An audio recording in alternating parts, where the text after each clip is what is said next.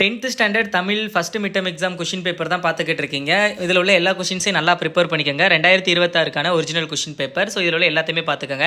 One word பாருங்கள் என்னென்ன கேட்டிருக்காங்கன்னு. என் தமிழ்னா என்பதை பிரித்தால் எவ்வாறு வரும். அதுக்கடுத்து உலக தமிழ் கழகத்தை நிறுவிய தலைவராக இருந்தவர். ஸோ இது எல்லாமே பார்த்துங்க. ரொம்ப ரொம்ப இம்பார்ட்டண்டான ஒரு கொஷின். அதே மாதிரி இந்த ஒரு சொல் தனித்து நின்று ஒரு பொருளையும் அச்சொல்லி பிரிந்து நின்று வேறு பொருளையும் தருவது டேஸ் எனப்படும். ஸோ இது எல்லாமே பார்த்துக்கோங்க. ரொம்ப ரொம்ப இம்பார்ட்டண்ட்டு.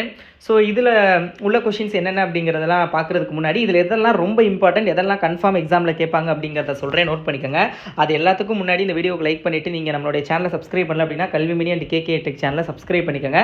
அப்போ தான் நான் போடுற வீடியோஸை நீங்கள் மிஸ் பண்ணாமல் பார்க்க முடியும். ஸோ மறக்காமல் சப்ஸ்கிரைப் பண்ணி வச்சுக்கோங்க. அது மட்டும் இல்லாமல் 10th ஸ்டாண்டர்டுக்கு நம்ம வந்து 10th-க்கும் 12th-க்கும் ஆன்லைனில் டியூஷன் எடுத்துக்கிட்டு இருக்கோம் டெய்லி. உங்களுக்கு தெரியும் நினைக்கிறேன். ஸோ நீங்கள் நம்மளுடைய டியூஷனில் ஜாயின் பண்ணி நல்ல மார்க் வந்து பப்ளிக் எக்ஸாமில் ஸ்கோர் பண்ணணும் அப்படின்னு நினச்சிங்கன்னா லாஸ்ட் இயர் நம்ம ஃபஸ்ட் மார்க் வந்து 496 4 பேர் எடுத்திருந்தாங்க. ஸோ நீங்கள் வந்து நம்ம டியூஷனில் ஜாயின் பண்ணணும்னா டிஸ்கிரிப்ஷனில் ரெஜிஸ்டர் பண்ணுற லிங்க் கொடுக்குறேன், ரெஜிஸ்டர் பண்ணிக்கோங்க. இல்லை அப்படின்னா வாட்ஸ்அப் நம்பர் இருக்கும், அந்த நம்பரை காண்டாக்ட் பண்ணி கேட்டு ஜாயின் பண்ணிக்கோங்க ஆன்லைன் டியூஷனில். ஸோ 2 மார்க் பாருங்கள் என்னென்ன கேட்டிருக்காங்கன்னு. விடைக்கேற்ற வினாயமைக்க கம்பல்சரி கேட்பாங்க. அது ரொம்ப ஈஸியான ஒன்று, நீங்களே எழுதிடுவீங்க. ஸோ அதுக்கப்புறம் பலகை என்பதை தொடர் மொழியாகவும் பொது மொழியாகவும் வேறுபடுத்தி காட்டுக. ரொம்ப ரொம்ப இம்பார்ட்டண்ட்டு. கொள்வோர் கொள்க, குறைப்போர் குறைக்க, உள்வாய் வார்த்தை உடம்பு தொடாது. பாடலடியில் உள்ள மோனை எதுகை சொற்கள் ரொம்ப ரொம்ப இம்பார்ட்டன்ட். இந்த கொஷின் பார்த்துக்கோங்க.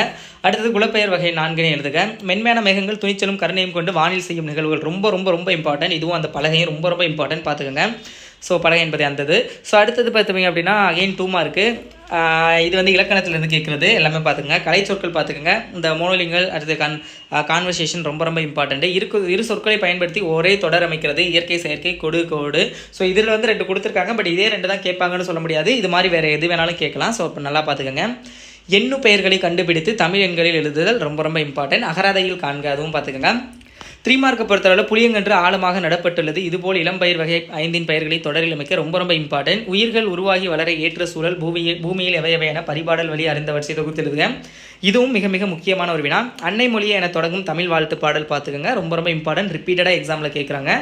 ஸோ அதுவும் mid term exam point of வியூவில் ரொம்ப இம்பார்ட்டன்ட், பார்த்துக்கோங்க. தொழிற்பெயருக்கும் வினையார் பெயருக்கும் உள்ள வேறுபாடுகள் அது பார்த்துக்கோங்க. இந்த அறிந்தது, அறியாதது, புரிந்தது, புரியாதது, தெரிந்தது, தெரியாதது, பிறந்தது, பிறவாதது, இவை அனைத்தையும் யாமறிவோம் கூற்றில் அடிக்கோடிட்ட சொற்களின் தொழிற்பெயராக மாற்றி எழுதுதல் ரொம்ப ரொம்ப இம்பார்ட்டன்ட், பார்த்துக்கோங்க. நெடுவினா பாருங்கள் என்னென்ன கேட்டுக்கான்னு. மாநில அளவில் நடைபெற்ற மரம் இயற்கையின் அதுதான் ரொம்ப இம்பார்ட்டன்ட். அது ஒரு ஸ்லோவில் வந்துருச்சு. கலை திருவிழா போட்டியில் பங்கேற்று கலையரசன் பட்டம் பெற்றது இதில் கேட்டிருக்காங்க. பட் மரம் இயற்கையின் மரம் அது ரொம்ப ரொம்ப important public exam point of வியூவில். அது நல்லா பார்த்துக்கோங்க. இதையும் பார்த்துக்கோங்க. அடுத்தது வந்து இன்சொல் வழி தீய சொல் வழி இரண்டிலும் நீங்கள் செல்லும் வழி எது, உங்கள் நண்பருக்கு காட்டும் வழி எது, காரணம் கூறுங்க. ஸோ அது பார்த்துக்க. நண்பருக்கு காட்டும் வழினா நீங்கள் நிஜமாவே பண்ணுறதை சொல்லக்கூடாது. ஸோ எக்ஸாம் பாயிண்ட் ஆஃப் வியூவில் எழுதணும். இன்சொல் வழி தான் எழுதணும். ஓகே. ஸோ அடுத்தது புயலிலே ஒரு தோணி கதையில் இடம்பெற்றுள்ள வர்ணனைகளும் அடுக்கு தொடர்களும் ஒலிக்கு சொற்படும். புயலில் தோணிப்படும் பாட்டை எவ்வாறு விவரிக்கின்றன ரொம்ப ரொம்ப இம்பார்ட்டன்ட். அதே மாதிரி சான்று வளர்த்த தமிழ் என்னும் தலைப்பில் கட்டுரை எழுதுக. ஸோ இந்த கொஷின் பேப்பர் தான். இந்த கொஷின் பேப்பருடைய PDF நீங்கள் கூகுளில் போய் கல்வி மினின்னு சர்ச் பண்ணிங்கன்னா நம்மளுடைய வெப்சைட் kalvimini.org வெப்சைட் வரும், நீங்கள் பார்த்துக்கலாம். இல்லை அப்படின்னா வாட்ஸ்அப் குரூப் லிங்க் டிஸ்கிரிப்ஷனில் கொடுத்துருக்கேன், ஜாயின் பண்ணிக்கோங்க. அதில் PDF ஷேர் பண்ணிவிட்டு நீங்கள் பார்த்து படிச்சுக்கலாம். Okay, all the best. மறக்காமல் சப்ஸ்கிரைப் பண்ணிக்கோங்க 2 சேனலையும். ஓகே.